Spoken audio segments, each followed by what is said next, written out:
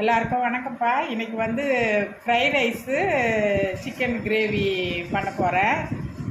Fried ரைஸும் முட்டை போட்டு ஃப்ரைட் ரைஸு சிக்கன் கிரேவி வந்து அது சட்டுன்னு செஞ்சுக்கலாம். அந்த சிக்கன் கிரேவி அது செய்ய போகிறேன், அவ்வளோதான். கேஸ் வேறு ரொம்ப டிமாண்டுனால இண்டக்ஷன் ஸ்டவ்வில் இந்த சிக்கன் கிரேவியும் கேஸ் அடுப்புலேயும் வந்து ஃப்ரைட் ரைஸும் பண்ணிக்கலாம் அப்படின்ட்டு இருக்கேன்.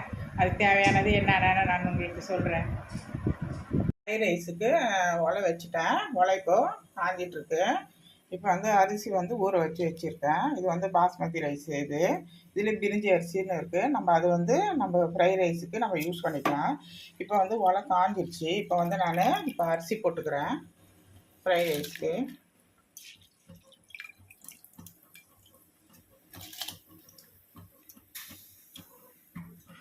இப்போ தேவையானது நம்ம வினிகர் கொஞ்சம் ஊற்றிக்கலாம். ஏன்னா வந்து புளிப்பாக நல்லா இருக்கும், நல்லா பலன்னு இருக்கும் ரைஸு. நம்ம அது போட்டுக்கலாம். இப்போ தேவையானது உப்பு போட்டு நம்ம ரைஸை வச்சுக்கலாம்.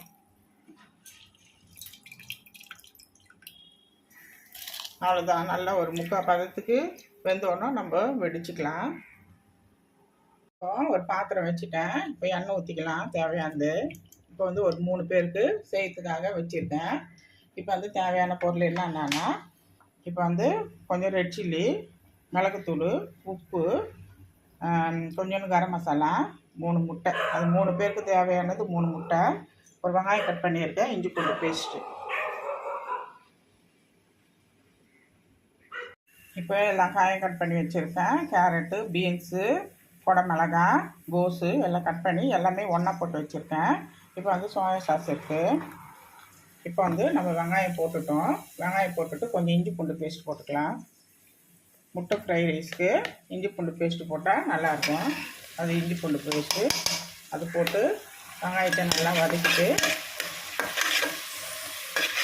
கொஞ்சம் சோயா சாஸு, இது திக்கானது, இது கொஞ்சமாக ஊற்றிக்கலாம். அவ்வளோதான், போதும் அது. இப்போ இந்த தேவையான பொருள்லாம் போட்டுக்கலாம். மிளகுத்தூள், ரெட் சில்லி, கொஞ்சம் கரம் மசாலா, உப்பு, இதையும் நம்ம இதில் போட்டுக்கலாம்.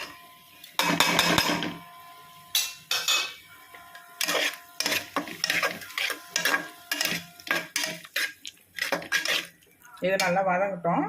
3 முட்டை இருக்குது. 3 முட்டையை நம்ம கட் பண்ணி நம்ம போட்டுக்கலாம். இப்போ வந்து சாதம் நல்லா வெந்து நல்லா நீட்டாக ஆயிடுச்சு. அவ்வளோதான், போதும். முக்கால் பதத்துக்கு வெந்துடுச்சு. நம்ம இப்போ சாதத்தை வடிச்சிக்கலாம். இப்போ வந்து முட்டையை நம்ம அதில் உடச்சி ஊற்றிக்கலாம். இப்போ நல்லா முட்டை நல்லா பொடி மாசு மாதிரி ஆயிடுச்சு. இப்போ நம்ம என்ன பண்ணலாம், இப்போ வந்து தேவையானது இந்த 3 பேருக்கு நம்ம போட்டு இதை வதக்கிக்கலாம்.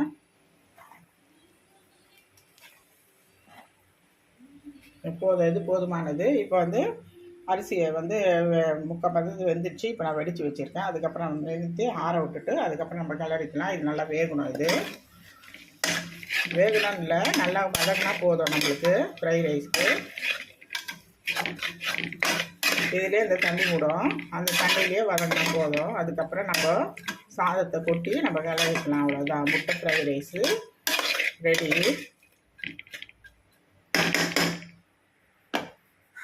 இப்போ அது வதங்கட்டும்.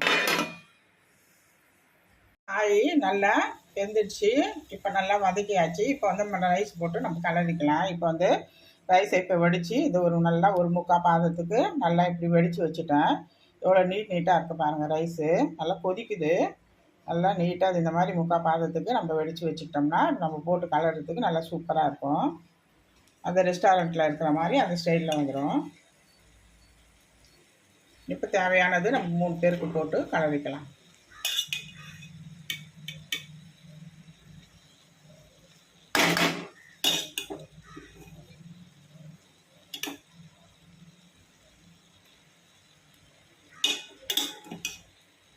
இப்போ நான் இதை கிளறி விட்டுட்டு அதுக்கப்புறம் உங்களுக்கு காமிக்கிறேன். ரைஸு நல்லா கலந்து நல்லா விட்டு சூப்பராக நம்ம இந்த ரெஸ்டாரண்ட் ஸ்டைல்லே இருக்கிற மாதிரியே இருக்குது பாருங்கள். நல்லா பலன்னு. அவ்வளோதான். இப்படி தான் நம்ம முட்டை ஃப்ரைட் ரைஸ் பண்ணோம்னா இப்படி தான் பண்ணணும். அவ்வளோதான், சூப்பராக ஆகிடுச்சு. அவ்வளோதான், இன்றைக்கி இந்த எக்கு ஃப்ரைட் ரைஸு நான் உங்களுக்கு பண்ணி காமிச்சிருக்கேன்.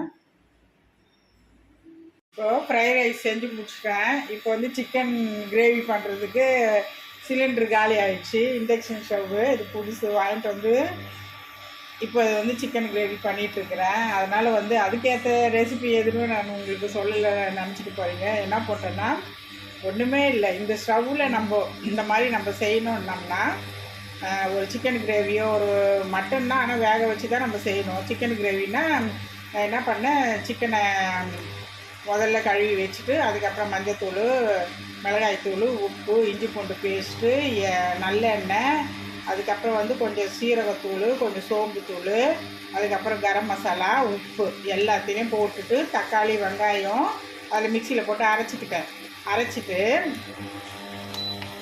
அரைச்சி நான் என்ன பண்ணேன், எல்லாத்துலேயும் அது தலையிலேயே கொட்டிட்டு நல்லா கொஞ்சம் தண்ணி ஊற்றி வேக விட்டு எடுத்துட்டேன். இப்போ வந்து நல்லா ட்ரை ஆகிட்டுருக்கு. இப்போ கரண்டி எடுத்து நம்ம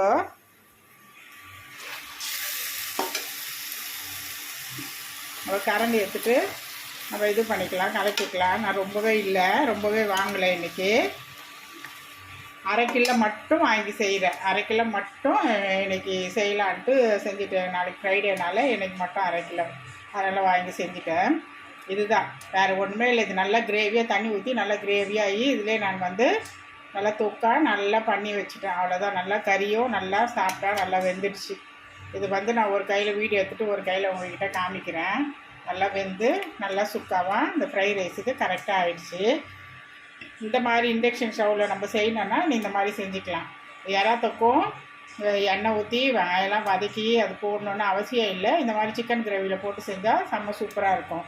திரும்பவும் சொல்கிறேன், சிக்கனை போட்டேன், அதுலேயே அந்த தலைமையிலேயே எண்ணெய் ஊற்றினேன். தக்காளி வெங்காயம் வந்து அது எவ்வளோ தேவையோ அதை மிக்சியில் போட்டு அரைச்சி அதிலே ஊற்றியாச்சு. மிளகாத்தூள் போட்டேன், கரம் மசாலா போட்டேன், இப்போ சோம்பு சீரகத்தூள் போட்டுட்டேன், அதுக்கப்புறம் வந்து உப்பு போட்டுட்டேன். அவ்வளோதான். கொத்தமல்லி கருவேப்பிலை போட்டு இறக்கிட்டேன். அவ்வளோதான், வேறு ஒன்றுமே கிடையாது.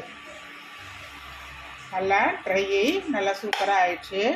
நம்ம இந்த மாதிரி செய்யணுன்னா இந்த மாதிரி செஞ்சுக்கலாம். எறா தொக்கும் நம்ம இந்த மாதிரி செஞ்சுக்கலாம், சூப்பராக இருக்கும். அதுக்கு 2 கடாயை நான் வாங்கிட்டு வந்தேன். நான் அது கீழே வந்து இண்டக்ஷன் ஸ்டவ்வில் வைக்கிற மாதிரி இந்த ஒரு கடாயும் இன்னொரு கடாயில் இந்த ஃப்ரை ரைஸும் அதுவும் நான் உங்களுக்கு காமிக்கிறேன். இப்போ இந்த கடாயில் அது ஃப்ரை ரைஸும் இந்த மாதிரி பண்ணியிருக்கேன். இது வந்து கீழே வந்து அந்த பாட்டத்தில் இண்டக்ஷன் ஸ்டவ்வில் வைக்கிறதுக்காக வேண்டி அந்த மாதிரி இருக்குது. அவ்வளோதான் இன்றைக்கி. மற்றதை வந்து ஸ்டவ்வில் செஞ்சேன், கேஸ் அடுப்பில். சிக்கன் கிரேவி வந்து இண்டக்ஷன் ஸ்டவ்வில் செஞ்சேன். நீங்கள் வீட்டில் செஞ்சு பாருங்கள். இப்போ வந்து ரொம்ப கேஸ் டிமாண்ட் ஆகிப்போச்சு. அது 20 நாள் 30 நாளுன்றாங்க. புக் பண்ணி கூட நமக்கு வருதுக்கு. அதனால் இந்த மாதிரியான நம்ம ஸ்டவ் வாங்கி செய்யணுன்னா இந்த மாதிரி செஞ்சுக்கலாம். அதே மாதிரி டீ போட்டுக்கலாம், பால் வச்சுக்கலாம், எது முடியுமோ அதில் சுலபமாக செஞ்சுக்கிட்டு அவசர ஆபத்துக்கு கேஸை நம்ம யூஸ் பண்ணிக்கலாம். பாய், தேங்க்யூ. இன்னைக்கு செஞ்சு பாருங்கள் வீட்டில். மறக்காத வீடியோ பார்த்துட்டு சப்ஸ்கிரைப் பண்ணுங்கள். தேங்க்யூ, பாய்.